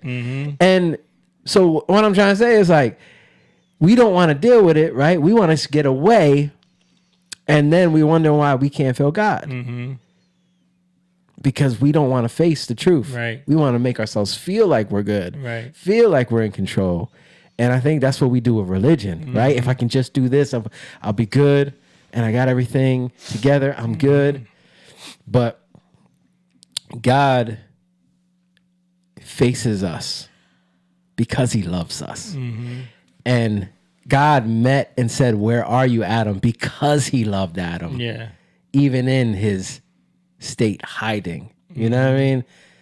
And it's just like when I was talking to this kid, it just I was like, this is what we deal with as humans in sin.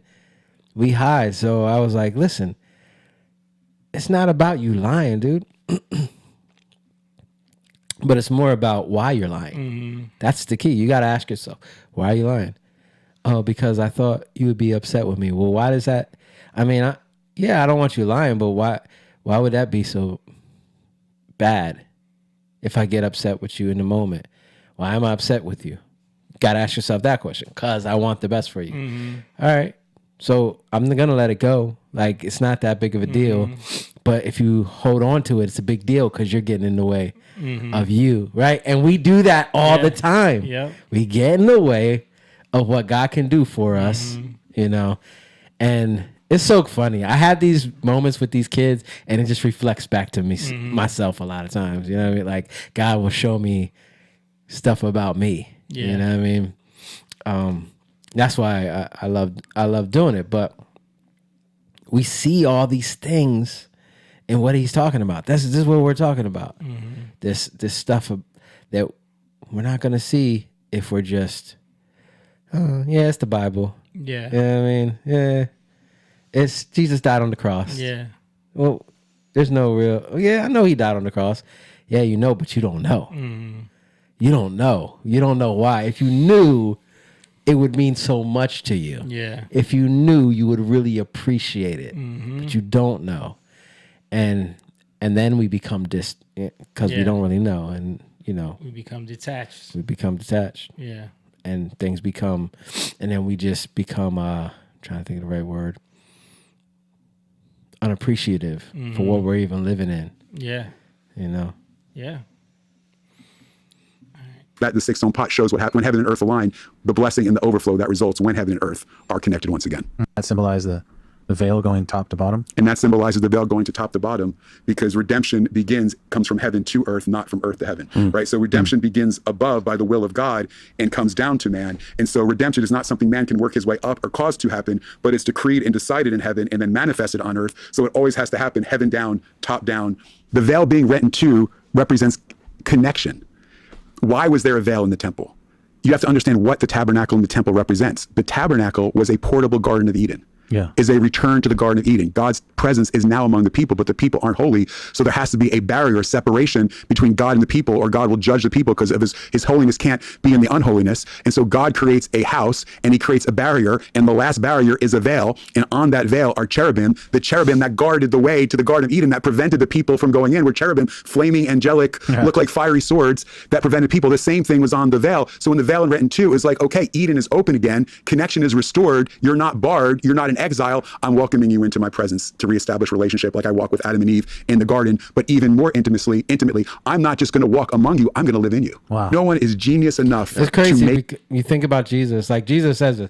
We always quote John 3, God so loved the world that he gave his only son, but he says in there, and this is the judgment. Like you hear what he just said? Like there has to be a veil. There has to be a tabernacle. Well, Jesus is the tabernacle. He's the temple. He comes and walks among them as the tabernacle, hidden, right? And what does it say? This is the judgment. The light has come, right?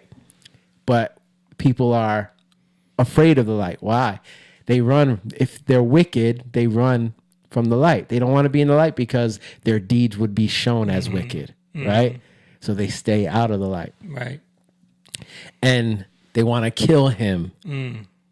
So they kill him. But the thing is, killing him actually opens himself up as the tabernacle for the world, right? Which is crazy. He actually opens himself up, and the veil tearing is the sign of that. Right. He said he would tear down the temple and build it back in 3 days. Yeah. Yeah. But so he's being opened up and then reborn, right? Or transformed, that we're going to be this transfiguration, right? Broken down, built back up, but it's for us. It's so that there would be no separation anymore. Yeah. Right? Nobody, he came, he spoke, but they didn't know who he was, right? They couldn't really understand because God was hidden in him. You know what I'm saying? God was in him. He was God, but God was hidden for their good. It just blows my mind, man. Yeah. The Bible is crazy. God is amazing. Make it fit together and have all of those connections the way the Bible does. It's a statistical, mathematical improbability for hundreds of messianic prophecies to be fulfilled to detail in one person's life. But then on another level, because God is infinite, there's an infinite number of connections and an infinite level of depth in Scripture. So you can't exhaust it. So it's different from any other book, because you read a book once, you watch a movie once or twice, you put it on the shelf. You don't need to go back to it. But the Bible is different because it's living and active. It's a book that's alive, right? Every other book is dead. The Bible is a living book, okay? And what that means is every time you open a page of the Bible, and you can read a story 1,000 times, and there are 1,000 new things you could find. There are 1,000 ways God can speak to you differently through the text, because it is from the breath of God.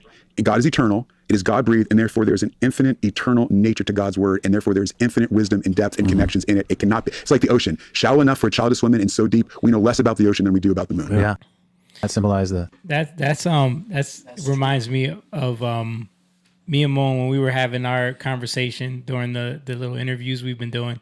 We were talking about our music, and that's how you know our music comes from God, because how many times has the lyrics and like what the songs are about meant so many different things, and even through all the years that we've been doing a song, it will speak to about something happening in the moment, in a different way. Yeah, and we'll bring it up like, oh, this song, you know, and this lyric song, means,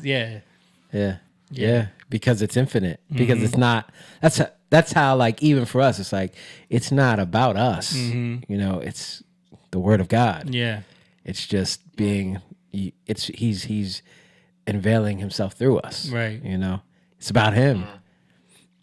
Earlier he was talking about Joseph. That's actually one of my favorite stories, even from the beginning. Like when I started reading the Bible, I always loved that story of Joseph. But I've read it, I read it again. I think a few months back, and you always catch things, man. Like I think the last time I read it, I was like, man, dude, it's like it's Jesus. Yeah, It's literally Jesus when there's a cupbearer and the bread, the baker, right?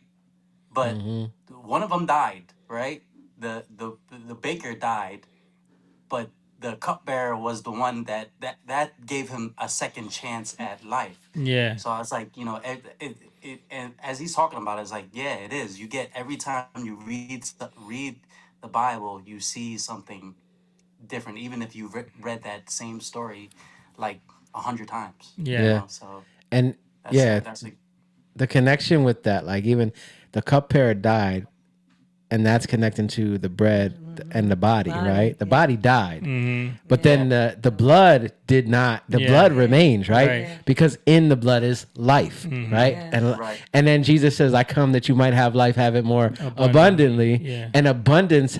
What's the connection to abundance? Wine, right? So even that connection to Jesus turning water into wine, what he went into before, right? I don't know if you were here for that, Mo. Were you here when he was talking about that, the water into wine, with the six, with the six vessels of water, like even that, like that's about abundance, right? Which is again connected to Jesus bringing abundance, but it's the baker has to die, right? The bread has to die. So, but God gives us the bread, and then God raises the wine. But through that, what happens? Through the life, through the blood. Think about the blood. Do this in remembrance of me. The blood speaks. Right? In Hebrews 12 says, the blood of Christ speaks a better word than Abel, right? So the blood speaks. So the wine bearer speaks, right, on Joseph's behalf. It's just so many.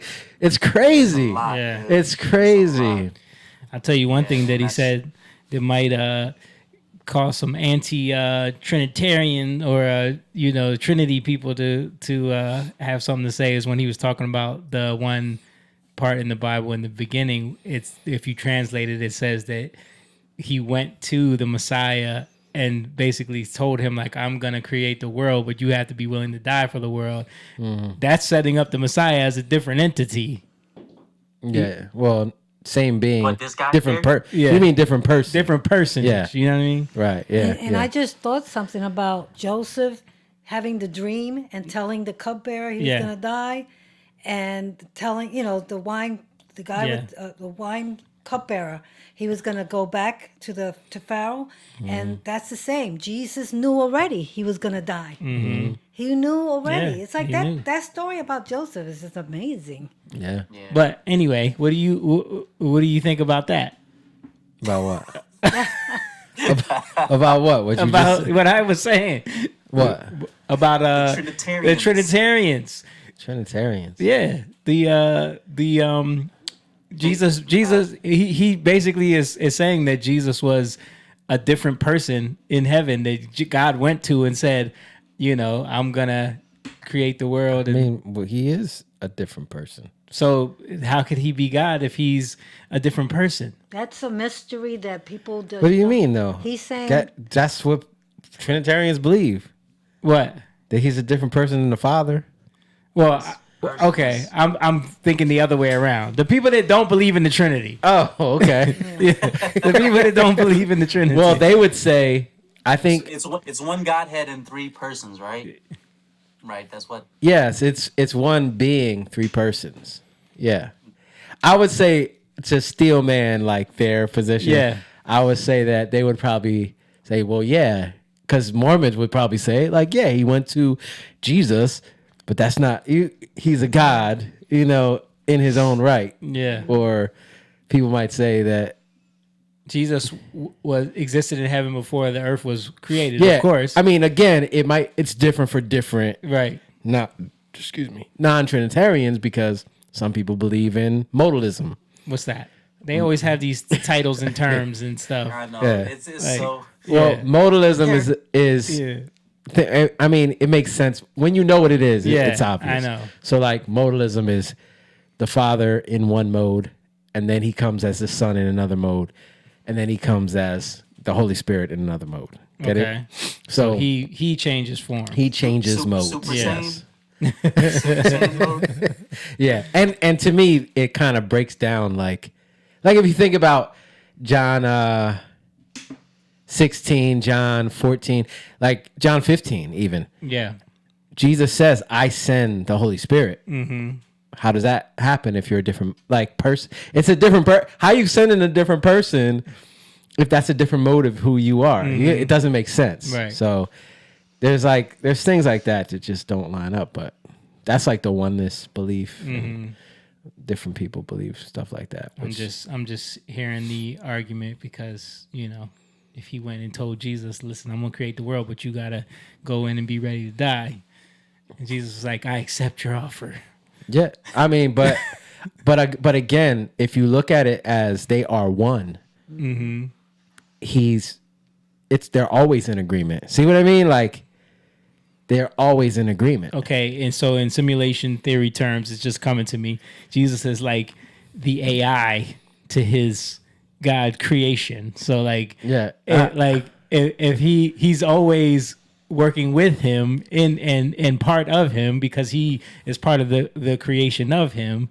So then when he needs to inject that into the simulations to fix what was broken, he's using his own thing. He's using his own. Yeah, I mean, thing. if you think about creation, it's only an extension. Like if we create music, it's an extension of us. Yeah. Right. Right. If we create movies, like you can't create something outside of yourself. Right.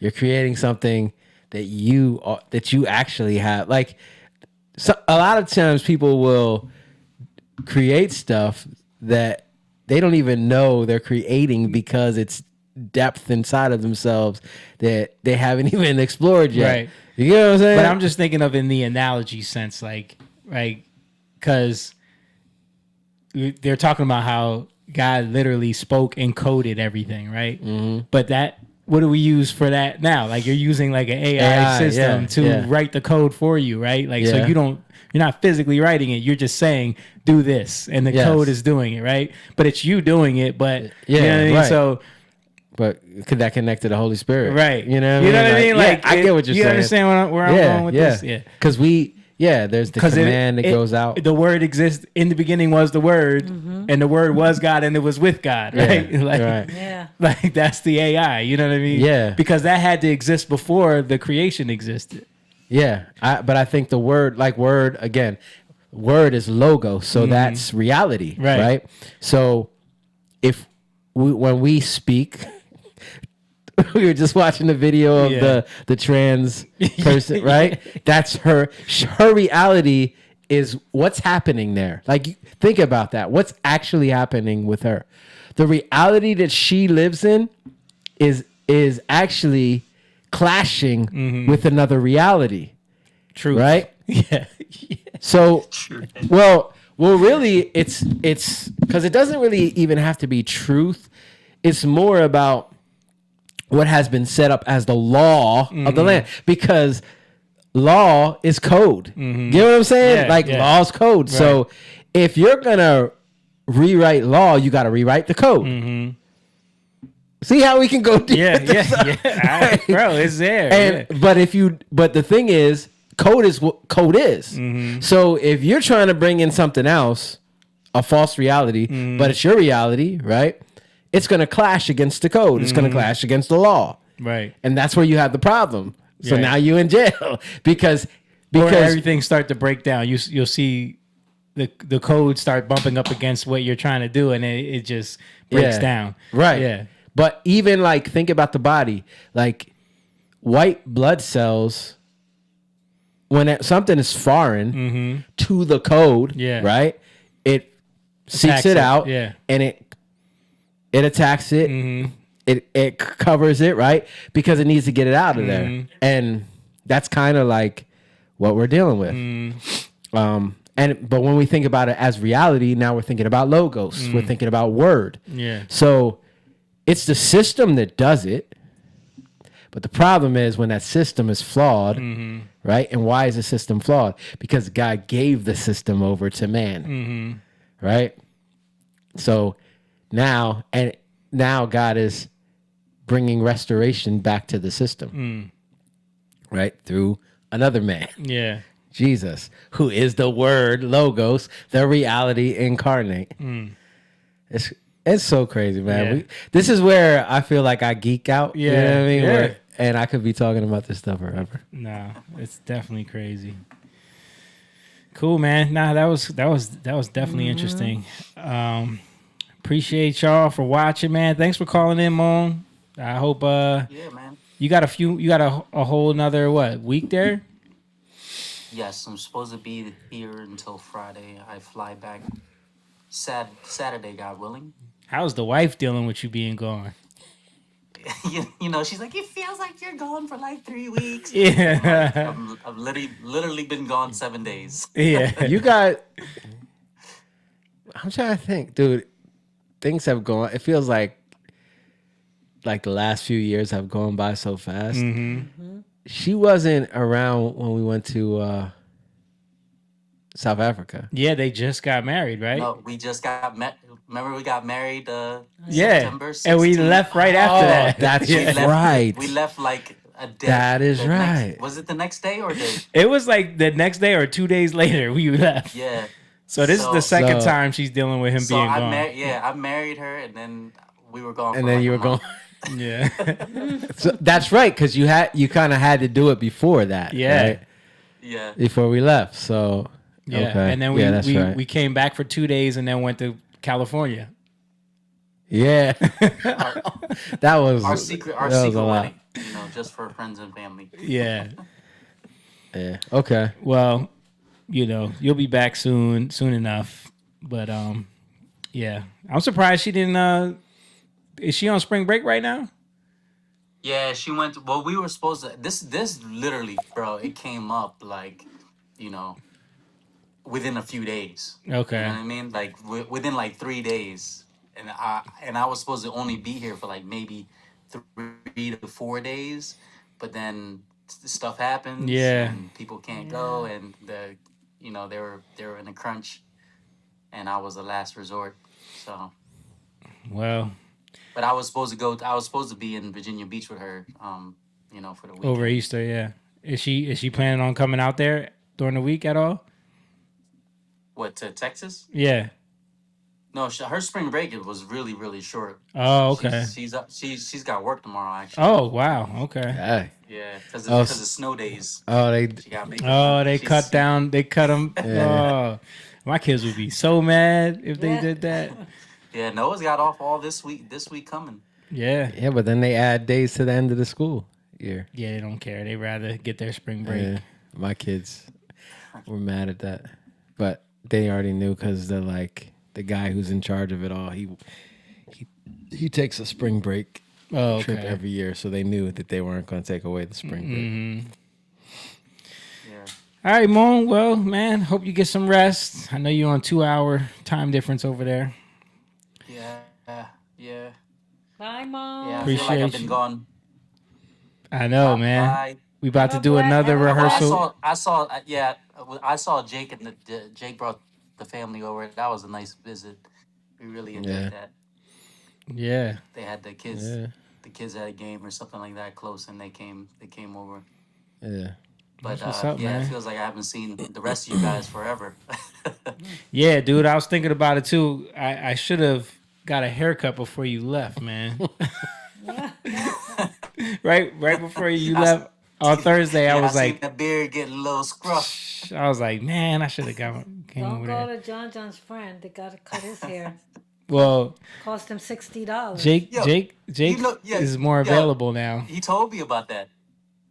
His friend cost He told me about $60. that. $60 to get his Yeah, hair yeah, cut. $65. I'm like, yo, $65. you can't come to me. I don't even charge you anything, and I do a better job. He showed me his haircut. I was like, It wasn't even that good for 60 something. Who charges him that? He charges to everybody that, and that's his friend of his. Why does he go there? He didn't know it was going to be $60. He went and he said $60. John said, You know, John. At the end of that, he was like, $60. And you know he's not gonna argue about it. Yeah, No. and you know he tipped. Too. Yeah. Probably because it's his friend. Oh my gosh. Wow. All right, man. Let's wrap it up, guys. I got you when I get home, bro. All right. Yeah, I mean, I got you too, but I take long. So. Well, I mean, you always busy too, so trying to coordinate with you is hard. Yeah. But yeah, rehearsal coming up Wednesday, and I still got to get with you for your interview. Yeah, Wednesday. Who interviewed so far? Everybody? What are you gonna do? Just Jake and Mike, or Jordan too, of course. But I just gotta get Jake and Mike during the day. Wednesday. Yeah. Okay. Let me know. Yeah, because I gotta do mine too. So Yeah, I was thinking about that. I could just. I mean, I know what I'm gonna say. I could just sit down and talk. All right, man. Guys, we appreciate everybody. It's good to have that conversation. It is. You're right. It's easier when you have someone to talk to. Our conversation, it just felt like I was just talking to you. Yeah, that's what Steve and Carter both texted me after theirs, like on their way home. Like, man, I really enjoyed that. Everybody's was like yours, like 2 hours long, like just talking. Yeah. All right, guys, we're gonna wrap it up. Get out of here. Get everybody go to sleep. Appreciate y'all for tuning in. If you're here watching, make sure you guys hit that like button, share this video with your friends. Don't forget, go to Patreon if you want to become a member. Sign up over there. Website has the merch available on it. Link is in the description as well. CashApp link in the box. And we'll probably be back next Monday again. You'll be back, right, Moan, on Monday? I should be back Monday. Okay, you think you'll be... I will let you know, hopefully. Yeah, let me know. Knock on wood. Yeah. All right. Everybody have a good night, man. See everybody next time. Peace. Young lion, go live, yeah. Young lion, you rich, yeah. This kingdom has room, yeah. Go and fight people in.